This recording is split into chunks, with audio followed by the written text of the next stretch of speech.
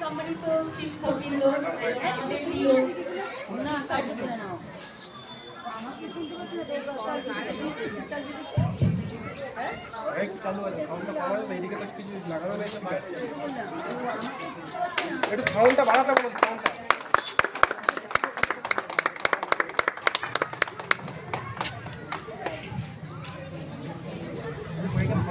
আজ আমরা একত্রিত হয়েছি আমাদের প্রাণের বিদ্যালয় প্রাঙ্গণ এক মহামানব কবি ঈশ্বরচন্দ্র বিদ্যাসাগরের আবক্ষ নবমূর্তি উন্মোচনের উদ্দেশ্যে।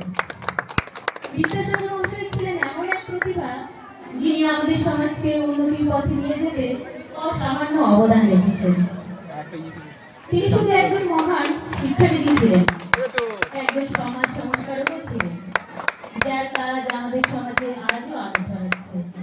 বিদ্যাসাগর মহাশয়ের জন্ম হয়েছিল 1820 সালে বীরসিংহ গ্রামে। দারিদ্রতাকে দমাতে পারেনি, কঠোর পরিশ্রম ও অধ্যবসায়ের মাধ্যমে তিনি জ্ঞানার্জন করেন এবং বিদ্যাসাগর উপাধি লাভ করেন।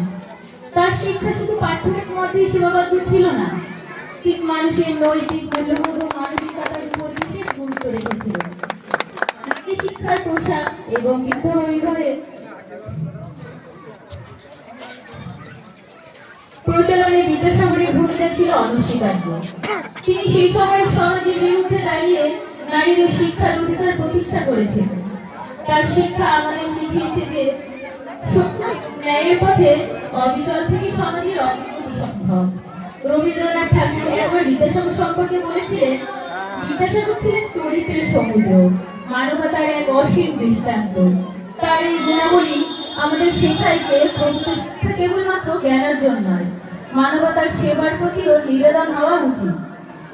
আজকের দিনে বিদ্যাসাগরের আদর্শ ও শিক্ষা আমাদের জন্য অত্যন্ত প্রাসঙ্গিক। আমরা ছাত্ররা তার আদর্শ ও শিক্ষা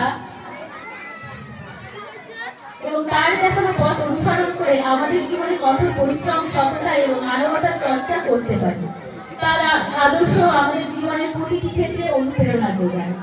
আমরা আশা রাখি